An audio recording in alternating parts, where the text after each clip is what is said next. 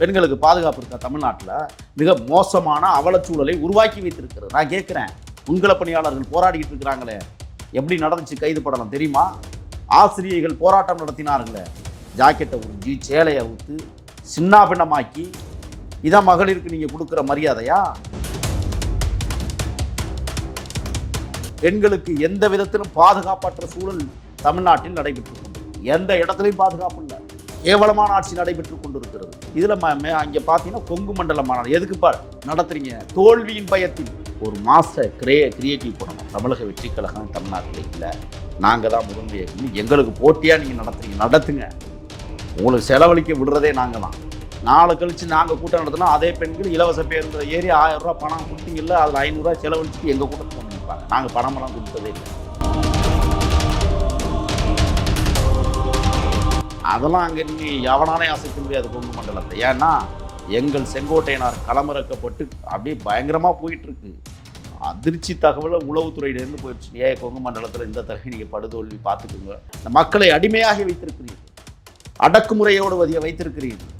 போராட்டங்கள் தொடர்கிறது. எவ்வளவு அடக்குமுறைகளை இந்த ஆட்சியாளர்கள் செய்து கொண்டிருக்கிறார்கள் என்பது, எத்தனை தற்கொலைகள் நடந்திருக்கிறது இந்த ஆட்சியில்.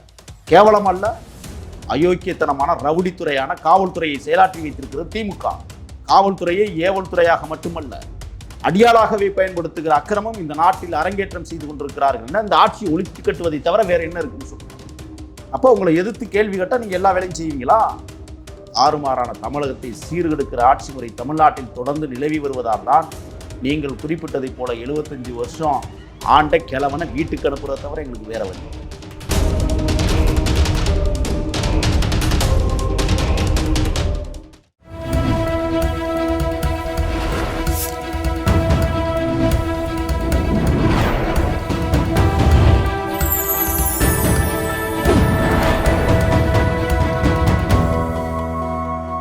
சேனல் 5 நேயர்களுக்கு வணக்கம். இன்று நம்முடன் நேர்காணலில் இருப்பது தமிழக வெற்றி கழகத்தை சார்ந்த முகில் அவர்கள். சார் வணக்கம். சார் வணக்கம். திமுகவோட மகளிர் கூட்டம், அதை பத்தி நீங்க என்ன நினைக்கிறீங்க? ஏன்னா இந்தியாவிலேயே பெண்கள் பாதுகாப்பா இருக்கக்கூடிய ஒரு மாநிலம் அப்படின்னா அது தமிழ்நாடு அப்படின்னு சொல்லிட்டு கருணாஸ் அவர்கள் சொல்லியிருக்காரு. நீங்க என்ன நினைக்கிறீங்க இதை பத்தி? என்ன சார் அடிச்சுக்கிறீங்க? என்ன மாநாடு?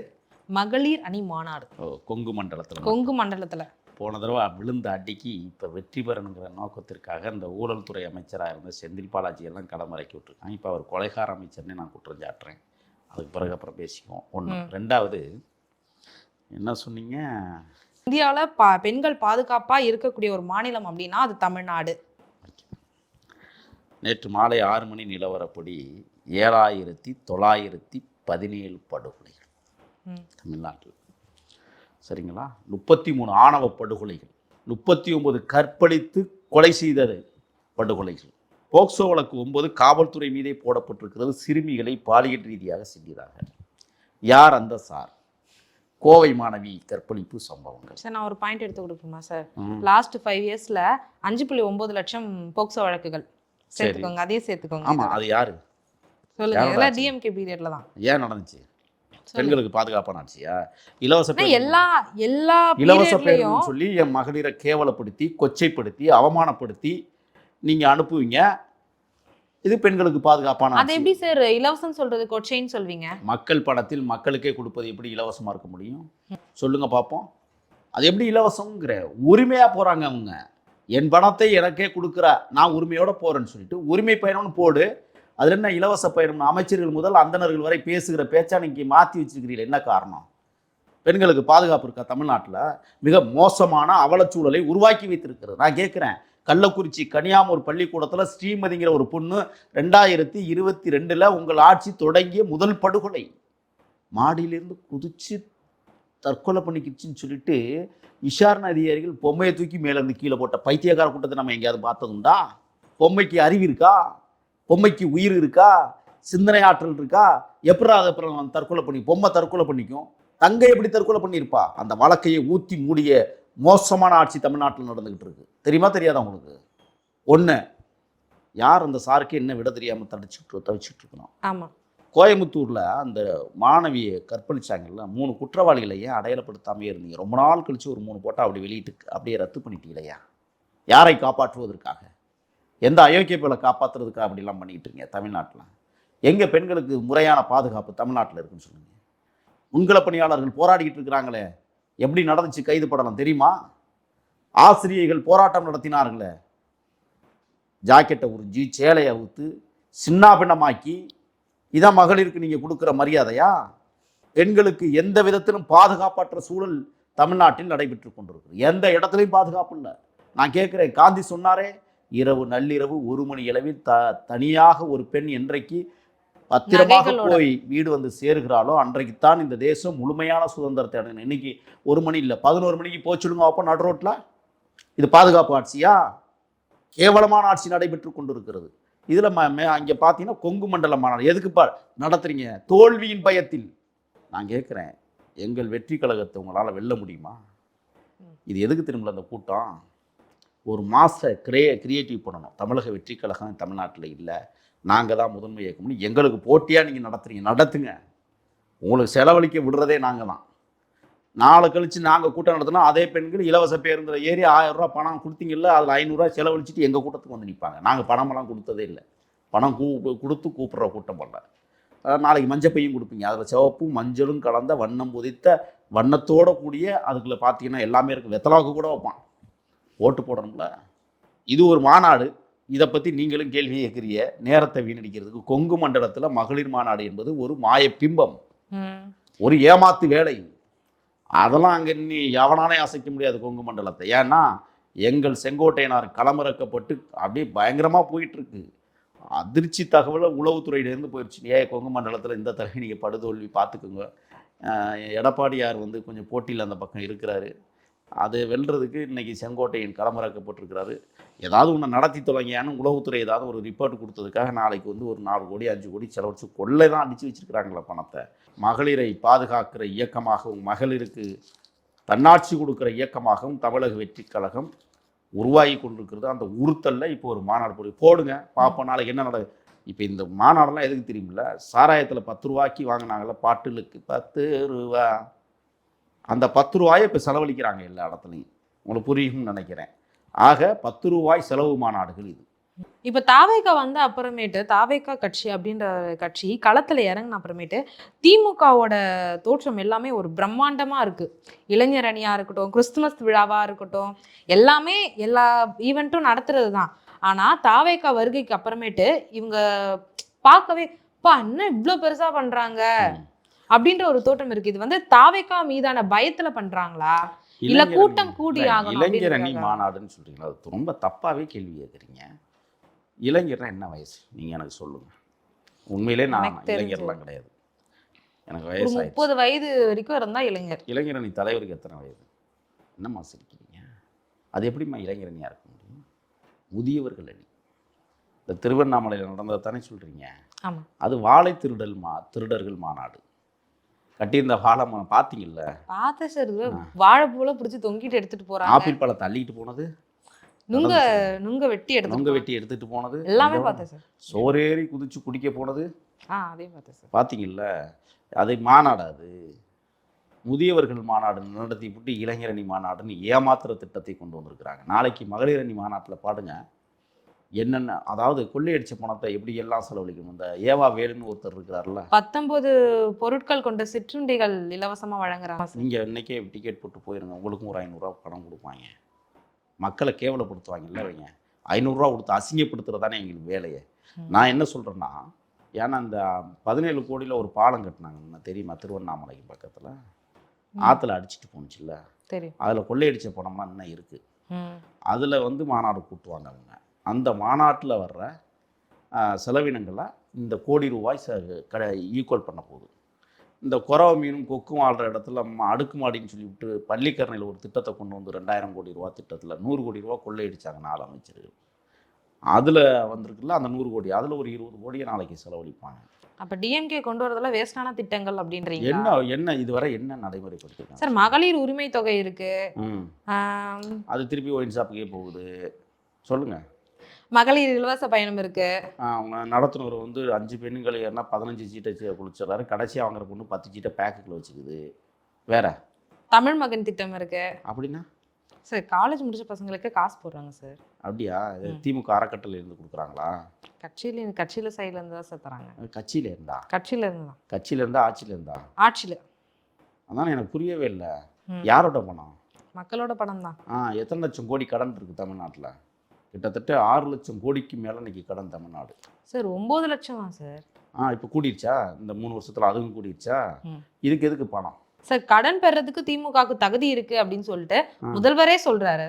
என்ன கடன் வாங்குறது தான்? உங்களுக்கு கடன் வாங்குவதற்கு மட்டும்தான் தகுதி இருக்கு, வேற என்ன தகுதி இருக்கு?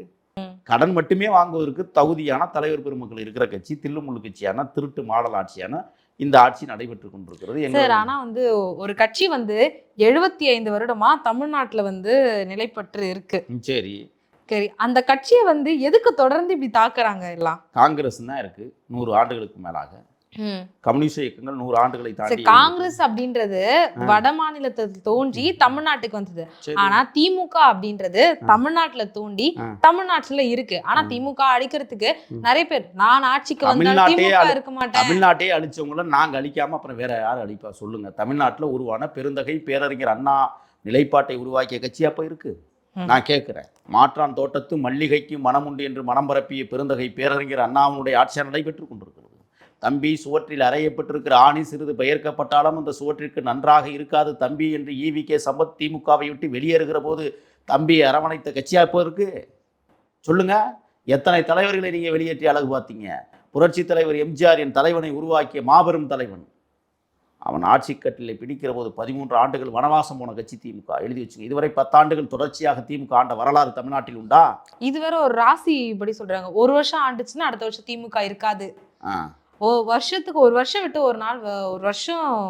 இப்ப இந்த தேர்தல் அடுத்த தேர்தல வெல்லாது. இனிமே ஒளிச்சு கட்டுறதா எங்களுக்கு வேலையே. ஒரு முடிவோட தான் களத்துல இறங்கி. ஆமா, சும்மாவா இறங்கி இருக்கிறோம்? ஏன்னா நான் என்ன கேட்கறேன்னா, கோலமாவுல யாராவது சாலை போடுவானா? திமுக ஆட்சியில் நடக்குது. என்ன சார் சொல்றீங்க? ஆமாங்க, கோலமாவுல தாரை ஊற்றி கலந்து ரோடு போட்டால் அப்புறம் நக்கிக்கிட்டு தானே போகும். அது எந்த சாலையாவது சிங்காரச்சனைன்னு எத்தனை வருஷமா சொன்னாங்க? செஞ்சாங்களா? இன்னைக்கு சிங்காரச்சனையா இருக்கா? நீங்க உண்மையா சொல்லுங்க பார்ப்போம். என் மனசாட்சி. சரி, நான் ஒன்று சொல்றேன். மாநகர தந்தைன்னு ஸ்டாலின் சொன்னோம்ல, மாநகர தந்தைன்னு மா சுப்பிரமணியன் சொன்னோம்ல, ஏன் மாநகரத்தின் தாயின்னு பிரியாவை சொல்ல மாட்டேங்கிறாங்க? சாதியா? சமூக நீதினு சொல்றீங்களா? எங்க இருக்கு சமூக நீதி? திரௌபதி அம்மன் கோயிலை திறந்துட்டீங்களா? தீவட்டிப்பட்டி கோயிலை திறந்துட்டீங்களா? இன்னைக்கும் சேரிகளாகவே இருக்கே ஏன்? சேரி தெருக்கள் தனியாகவே இருக்கிறதே ஏன்? ஆதிக்கவாதிகளின் சுடுகாடு சேரி பக்கமே இருக்கிறதே ஏன்? சேரிகள் ஏன் தெற்கையும் கிழக்கையும் போய் சிக்கிக்கிட்டு கிடக்கு? அது தெரியுமா உங்களுக்கு? வடமேற்கு பருவ காற்றை அடைச்சி சேரி மேலே இருந்துச்சுன்னா அவன் சுவாசிக்கிற காற்றை ஆதிக்கவாதிகள் சுவாசிடக்கூடாதுன்னு இதெல்லாம் தெரியுமா? அந்த கட்டமைப்பெல்லாம் இதெல்லாம் யார் உருவாக்கியது? 2000 ஆண்டுகளாய் உருவாக்கி வைத்திருக்கிற ஆரிய பார்ப்பன கூட்டத்தை அழித்தொழிப்பதற்காக உருவாக்கப்பட்ட திராவிடர் கழகம் பிறகு திராவிட முன்னேற்ற கழகமாக உருவானது. என்ன செஞ்சு கிழிச்சிங்க நீங்க? சொல்லுங்க. இந்த மக்களை அடிமையாக வைத்திருக்கிறீர்கள், அடக்குமுறையோடு வைத்திருக்கிறீர்கள். போராட்டங்கள் தொடர்கிறது. எவ்வளவு அடக்குமுறைகளை இந்த ஆட்சியாளர்கள் செய்து கொண்டிருக்கிறார்கள் என்பது, எத்தனை தற்கொலைகள் நடந்திருக்கிறது இந்த ஆட்சியில். கேவலம் அல்ல. நான் என்ன கேட்குறேன்னா, தமிழையாவது ஒழுங்காக வளர்த்தீங்களா? தமிழ்நாட்டில் வேட்டியை வேஷ்டி என்கிறோம், ஆட்டுக்குட்டியை ஆஸ்டி குஸ்டின்னு சொல்லுவானா? எப்படி இருக்குது? அசிங்கமாக இருக்குல்ல. பஸ்ஸுக்கு போகலையா? சிரிப்பு வந்துச்சா உங்களுக்கு? பேருந்துக்கு போய் 2 ஒன்று தானே? இந்த மடமைகளை ஒழித்தாக வேண்டும். இன்றைக்கு அரசு நிறுவனங்களில் தமிழ்நாடு என்று பெயர் போடுவதை தவிர்த்திருக்கிற இந்த கொள்ளை கும்பல். ஆனால் டாஸ்மார்க்கில் மட்டும் தமிழ்நாடு அரசு மதுபான கடைன்னு போட்டிருக்கான். எப்படி? எவ்வளவு சிறப்பு மிக்கது. உங்கள் அப்பா பேரில் தமிழ்நாடு முழுக்க எல்லா கட்டடங்களுக்கும் பேர் வைக்கிறீங்க, சாராய கடைக்கும் பேர் வைங்க. கலைஞர் குடிகார கடை வைக்க வேண்டியது தானே? கலைஞர் குடிகார பட்டறை ஊற்றி கொடுக்குற இடம், அதுக்கு பேர் என்ன? பார்.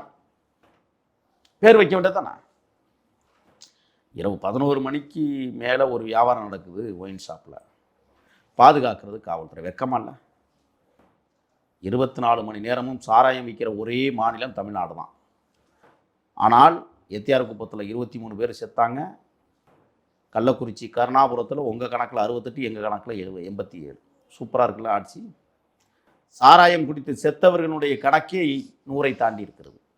மோசமான கேவலமான ஆட்சியை தமிழ்நாட்டில் நடத்தி கொண்டிருக்கிற இந்த தில்லுமுள்ளு கட்சியான திருட்டு மாடலை ஒழிப்பதை தவிர எங்களுக்கு வேற வழி இல்லை. இதில் மட்டுமா? செவிலியர்கள்லாம் வந்து போராட்டம் நடத்திட்டு இருக்காங்க. அவங்களுக்கு பணி நிரந்தரம் செய்ய கோரி. எதுக்கு அவங்களுக்கு பணி நிரந்தரம் செய்யறதுல இந்த கவர்மெண்ட்டுக்கு என்ன ப்ராப்ளம் இருக்க போகுது? ஆமாம், நீங்கள் தான் கடனாளி நாடாக வச்சுருக்கிறீங்களா? அவங்களுக்கு சம்பளம் எங்கேருந்து கொடுப்பிய? எங்கேருந்து கொடுக்கணும்? நான் செவிலியர்கள் மட்டும் இல்ல, ஆசிரியர்கள், நான் என்ன ரயில்வே கேட்குறேன், பணியாளர்கள். கொரோனா காலங்களில் குற்றியும் குளையுமாய் கிடந்த நோயாளிகளை காப்பாற்றுவதற்கு பெற்றோர்களை விட்டு தவிக்க விட்டு வந்த இந்த நர்ஸுகள், செவிலியர்கள் காப்பாற்ற வேண்டும் என்பதற்காகவே தன் கைப்பட்டாலும் தான் செத்தாலும் பரவாயில்லை என்று பல்லாயிரக்கணக்கான உயிர்களை பாதுகாத்த அந்த செவிலியர்களை இன்றைக்கு அடித்து துவம்சம் செய்கிற ஆட்சியினுடைய கேடுகட்ட நிலைமையை உருவாக்கியிருக்கிறது என்றால் அந்த பிள்ளைங்கள்லாம் என்ன பாவம் செஞ்சுக்க வச்சு அடிக்கிறது, பேருந்துகளை வச்சு அடிச்சிருக்காங்க. நேற்றைய தினம் ஆசிரியர்கள் போராட்டத்தில் ஆசிரியர்களை அடித்திருக்கிறார்கள்.